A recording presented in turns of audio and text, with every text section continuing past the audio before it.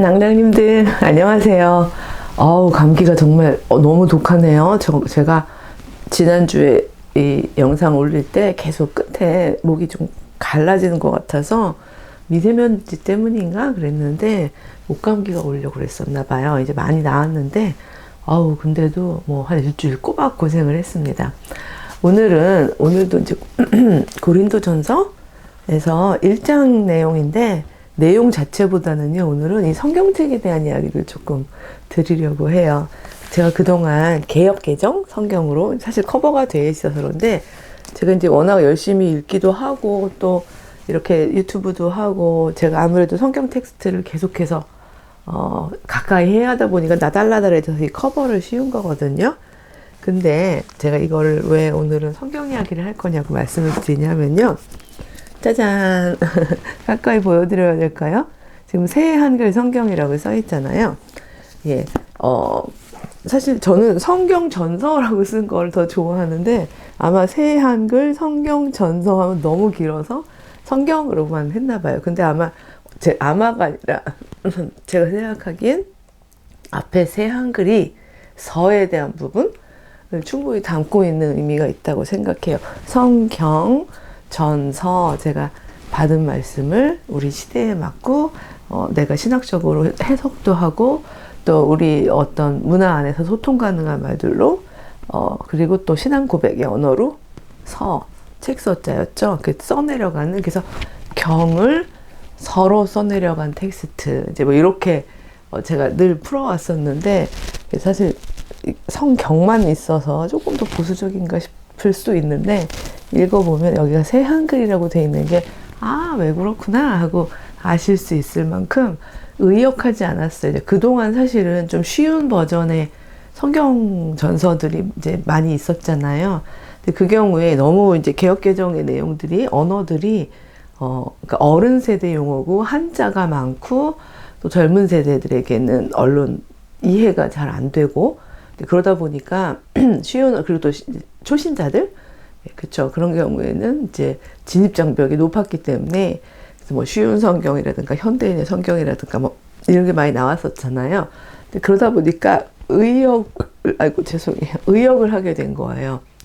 근데 이제 의역을 하다 보니까 원문에 있는 바로 그 단어의 의미를 살리기가 어려운 거죠. 그게 사실은 무슨 의미인데, 우리도 그런 거 있잖아요. 예를 들어서 쪽빛 하늘 막 이러면 이 쪽빛이라는 거를 이걸 남의 나라 말로 다른 나라 언어로 어떻게 표현하지? 이제 우리가 막 이런 안타까움이 있는 한국인들만의 고유한 언어들이 있잖아요. 히브리어에도 이제 그런 단어들이 있는데 쉬운 말로 의역하다 보니까 그게 어려웠던 거죠.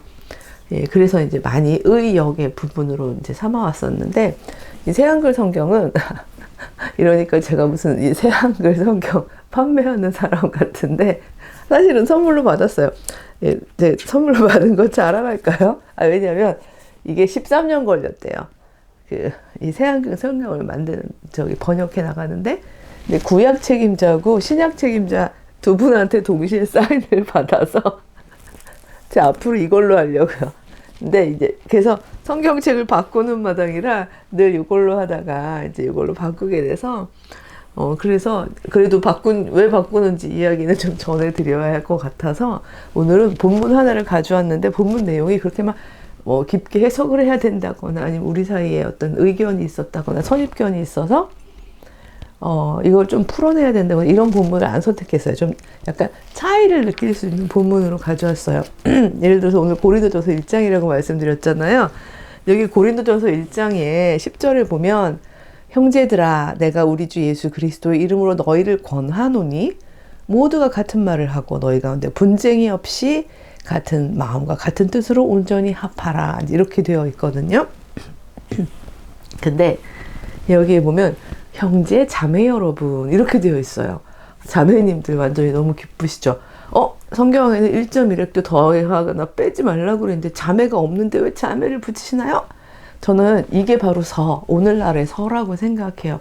바울이 형제들아라고 얘기했지만 형제만 들으라고 한 건 아니죠.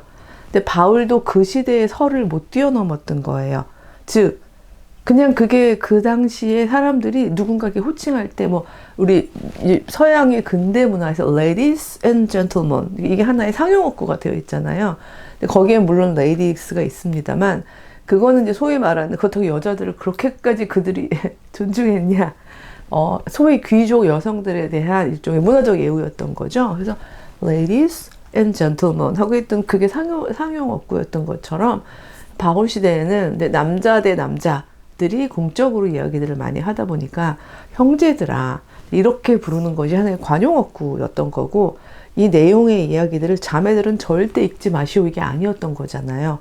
그러니까 그거를 새 한글 오늘날의 컨텍스트 오늘날의 상황에 맞추어서 사실은 이거는 의역이라기보다는 제대로 번역하자면 그러니까 바울의 의도를 제대로 번역하자면 형제 자매 여러분 이게 맞는 거다라고 생각해서 이 형제들아를 형제 자매 여러분 이렇게로 다 바꿨더라고요. 우리 주 예수 그리스도의 이름으로 여러분에게 권유합니다. 여러분 모두 같은 말을 하세요. 여러분 가운데 편이 갈라지는 일들이 없게 하세요. 같은 생각과 같은 의견을 품고 재정비를 하십시오. 제가 하세요 그랬네요. 하십시오라고 여기 돼 있는데요. 너무 말랑말랑하게 읽었나 봐요. 나의 형제 자매 여러분 지금 계속 이렇게 되어 있습니다. 우리 자매님도 얼른 사실 것 같은데 여러분에 대해 글로의 집 사람들이 나에게 알려주기를 분쟁이 여러분 가운데 있다고 했습니다. 내 말은 이런 뜻입니다. 되게 많이 풀어 했죠. 곧 여러분이 저마다 나는 바울 편이다. 나는 아폴로 편이다. 나는 게바 편이다. 나는 그리스도 편이다. 하고 말한다는 것입니다. 이렇게 굉장히 연극적으로 이렇게 잘 풀어져 있어요. 여기는 어떻게 되어 있나 보면은, 나의 형제들아, 글로웨의 지편으로 너희에 대해 대한 말이 내게 들리니, 곧 너희 가운데 분쟁이 있다는 것이라. 내가 이것을 말하거니와 너희가 각각 이르되, 나는 바울에게, 나는 아볼로에게, 나는 게바에게, 나는 그리스도에게 속한 자라 한다는 것이니, 그리스도께서 어찌 나뉘었느냐 이렇게 되어 있죠. 물론 같은 맥락입니다만 여기서 속한다라는 말, 나는 누구에게 속해, 나 누구 편이야, 우리 이런 거 많이 쓰잖아요. 그렇게 나는 게바 편이야, 나는 아폴로 편이야, 이제 이런 식으로 이렇게 굉장히 그 내용을 생생하게 잘 살려서 되어 있어요. 근데 이게 텍스트를 완전히 바꾼 게 아니라 되게 그 고생을 많이 하셨다고. 언어를 다 살려오되 그 언어들이 만연체인 경우에는 끊어서 조금, 왜냐면 요즘에 젊은이들이 만연체는 안 읽으려고 그러잖아요. 그래서 끊어서 전달할 수 있는 방식으로 번역을 하셨다고 하더라고요. 제가 이걸 어떻게 자세히 아냐면요, 제가 CBS에서 왜 대화 36.5라고 제가 MC 보고 있는 프로그램이 있거든요. 근데 그게 이제 아마 곧 이제 나오겠죠. 지난주 목요일 날 그 녹화 분량이 바로 이 새 한글 성경에 대한 녹화여서 생생하게 이렇게 이제 알고 있는 겁니다. 13절에 그리스도께서 조각조각 나뉘었습니까? 이렇게 물어보죠. 여기에 보면은 그리스도께서 어찌 나뉘었느냐 이렇게 굉장히 조금 예스럽게 되어 있는 게 그리스도께서 조각조각 나뉘었습니까? 약간 조각조각 이런 게 있으니까 그쵸? 좀 이렇게 느낌이 확 오고 이렇게 살아있지 않습니까? 바울이 여러분을 위해 십자가에 매달리기라도 했단 말입니까? 또는 여러분이 바울의 이름으로 세례를 받기라도 했단 말입니까? 뭐 이렇게 나오죠. 그러면서 이제 그 뒤에 보면 나는 하나님께 감사드립니다. 그리스보 가이우스 말고는 여러분 가운데 아무한테도 세례 주지 않았다는 것을요. 것을요 이런 말이 있어요. 뭐뭐 했다는 것을요. 사실 저는 좋아하는 문체인데 제가 초반에 이제 한국에 와서 글 쓸 때 뭐뭐 했다는 건가요? 뭐뭐 하지 않았나요? 뭐 그거 뭐뭐를요. 뭐 이렇게 요를 많이 썼더니 너무 권위가 없다고. 그러니까 말하자면 신학자의 글인데 그런가요? 뭐뭐 했어요. 막 이런 말은 너무 말랑말랑하다고 지적을 좀 받았었어요. 근데 이제 새 한글 성경이 그렇게 번역을 하기에 이르렀네요. 아무도 내 이름으로 세례 받았다고는 할 수 없을 것입니다. 그래놓고 이제 16절에 또 하나 생각이 났나 봐요. 아는 없는데 제가 스테파나의 집사람들한테도 세례를 주었군요. 이렇게 주었군요. 이렇게 끝나니까 그 사람들한테 세례 준 기억이 나요. 근데 그 밖에는 정말 다른 안마한테도 세례 준 것을 알지 못합니다. 그리스도께서 나를 보내신 것은 세례를 주게 하시려는 게 아니고요. 좋은 소식, 그쵸? 복음? 좋은 소식을 전하라고 하신 거예요. 이러면서 이제 예수 그리스도의 십자가에 드러난 하나님의 지혜에 대한 이야기를 막 설명을 하는데 그 표현 내용도 너무 재밌습니다. 22절 좀 읽어볼게요. 유대야 사람들은 증표를 구하고 그리스 사람들은 지혜를 찾습니다. 지난 시간에 제가 이제 그리스 사람들한테 그리스 언어를 가지고 설명했던 이제 그런 것도 좀 말씀을 드렸습니다만, 그렇지만 우리 크리스찬들은 그리스도, 곧 십자가에 매달리신 분을 선포하고 있습니다. 그리스도께서 십자가에 매달리셨다는 것은요, 유대아 사람들한테는 걸려 넘어지게 하는 일이고요.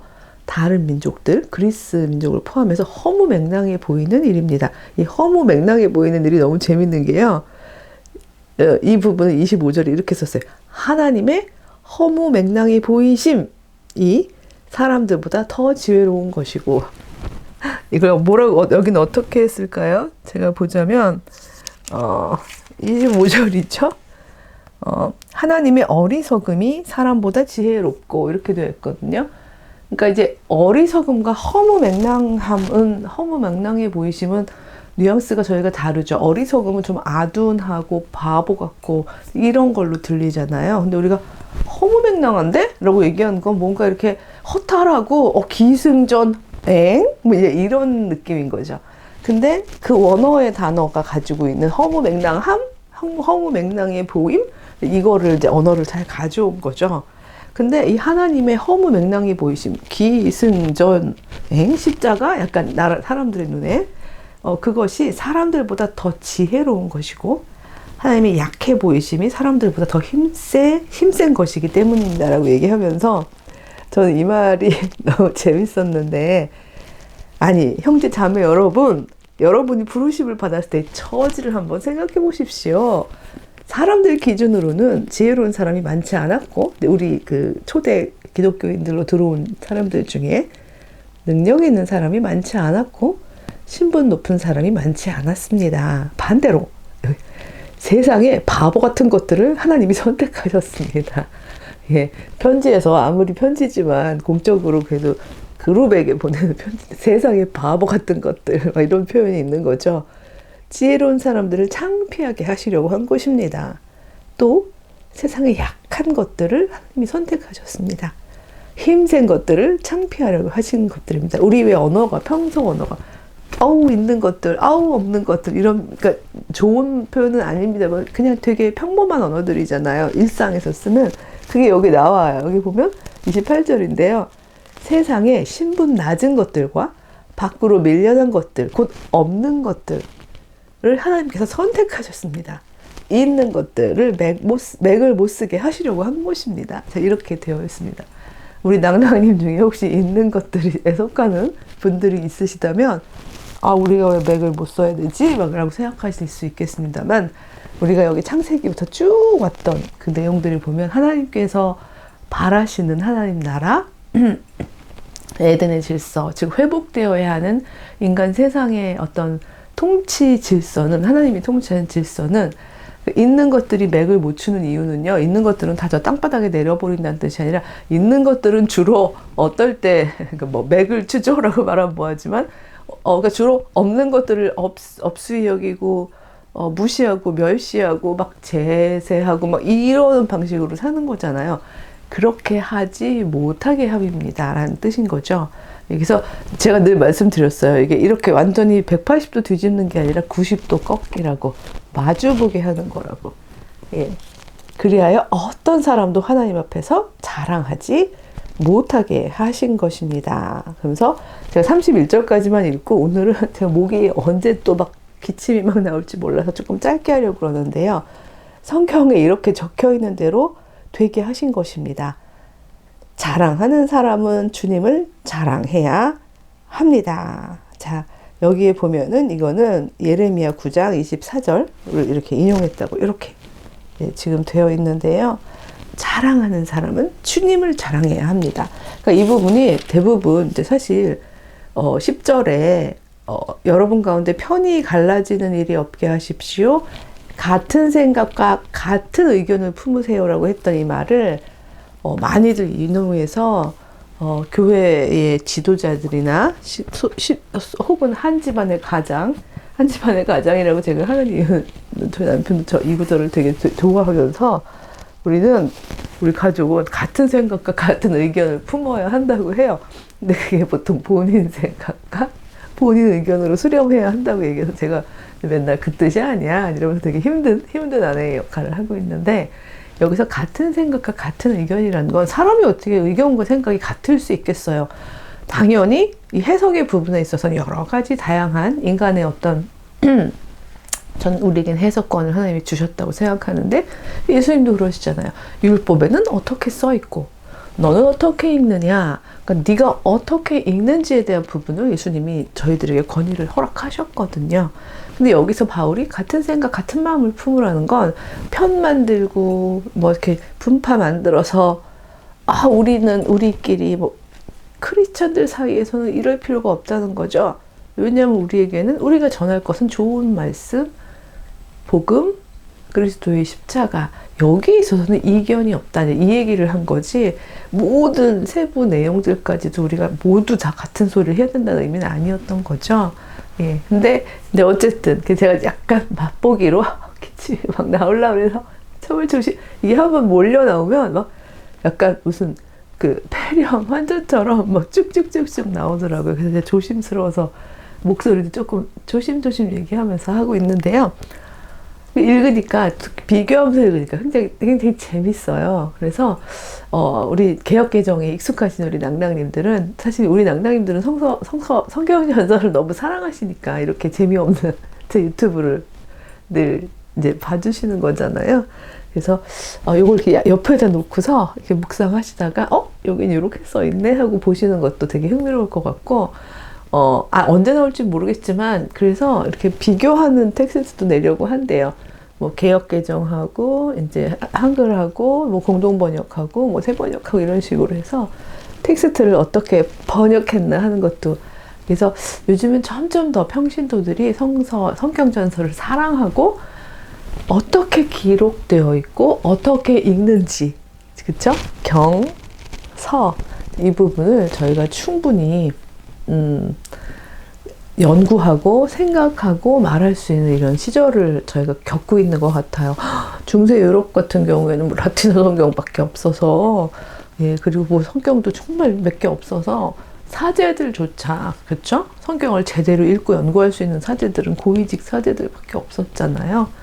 그리고 뭐 일반 평신도들 중에서도 아주 엘리트들, 라틴어 충분히 고급 라틴어가 되는, 그래서 지금처럼 우리 모두가 다 성경책을 읽을 수 있는 귀한 상황이 되었는데, 더군다나 이렇게 훌륭한 게 나왔는데, 우리가 그냥, 저도 솔직히 말하면 저도 얘기는 계속 듣고 있었거든요. 이제 계속 번역 작업 하시는 분들 얘기도 듣고 그랬는데, 언제 나왔는지를, 그러니까 이게 완전히 다 전권이 나온 게 언제 나왔는지를 팔로우업을 못 했었어요. 근데 24년도 12월에 나왔다고 하고요. 제가 가지고 있는 거는 올해 4월 판이에요. 그러니까 완전 따끈따끈한. 그래서 제가 4월생이거든요. 그래서 생일 선물로 여기려고 하고요. 그래서 금방 끝낸다면서. 그래서 제가 무슨 얘기 하다가 제 첫 번째 성경전서 얘기를 했더니 굉장히 흥미를 가지시는 거예요. 이 대한 성서공회에서. 그래서 아니 이거는 저 텍스트가 아니에요. 그러니까 말하자면 이렇게 글로 만들어진 게 아니라, 저희 친할아버지는 아니시고요. 저희 아버지를 거의 영적으로 목회자 또 만드는 길에 되게 애를 많이 쓰셨고, 저희 친할아버지가 일찍 돌아가셨기 때문에 굉장히 진짜 정말 전 제 친할아버지인 줄 알았어요. 태어났을 때부터. 돌아가실 때까지 굉장히 자주 찾아뵙고 했었던, 이게 제 첫 번째 성경전서고, 아마 제가 낭낭님들한테 언젠가 한번 소개를 했었을 거예요. 이게 얼마나 낡았냐면요. 진짜 이렇게, 이 광목이라고 하나요? 여기다가 이렇게 해서, 제가 이렇게 예수님의 생애와 초대교회사를 이렇게 다 뭐라 그러죠?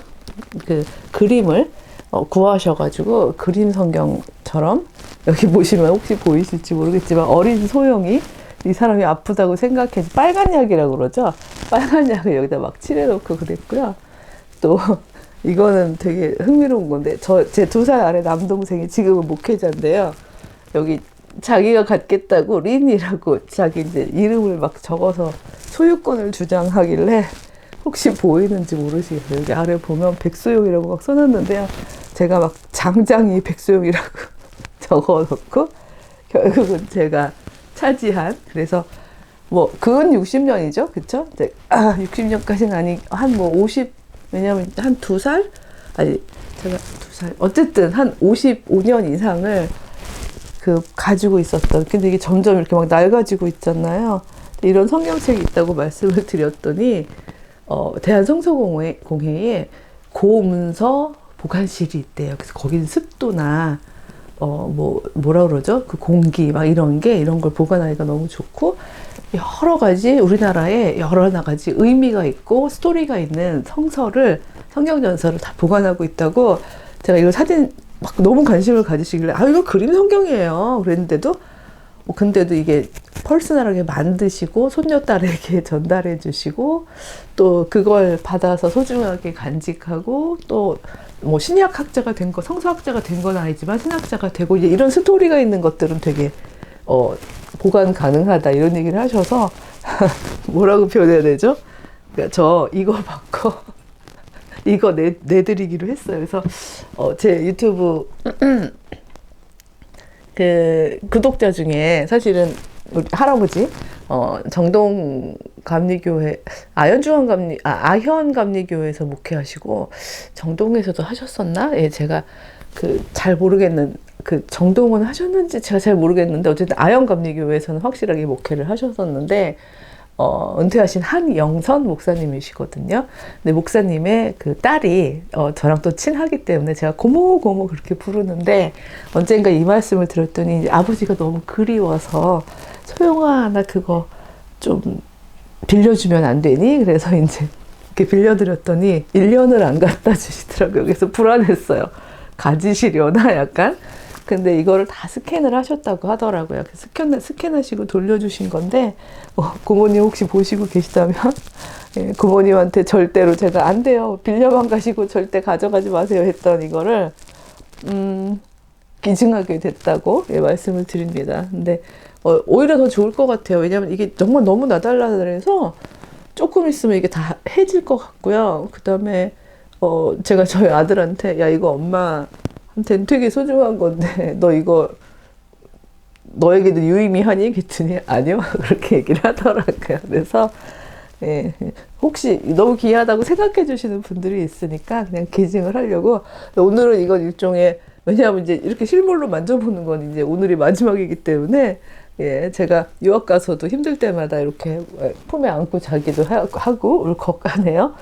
그랬던 성경책이었는데 예, 요거 예, 말하자면 이제 내드린다라고 이제 생각을 해서 그랬고요. 오늘 하다 보니까 성경책이 3개네요. 그쵸? 그래서 우리 낭낭님들도 우리 낭낭님들한테 되게 유의미한 성경책 버전이나 어떤 책이 있으실 것 같아요. 그래서 제가 막 댓글을 많이 달아달라고 말씀드리는 건 아니지만 나에게 유의미한 성경책 뭐 이런 이야기들도 혹시 써주시고 나눠주시면 또 함께 읽어가면서 공감을 하고 또 힘을 얻는 이 책 안에서 저희가 그쵸 힘을 얻잖아요. 그래서 이제 그런 또 시간들이 되었으면 좋겠습니다.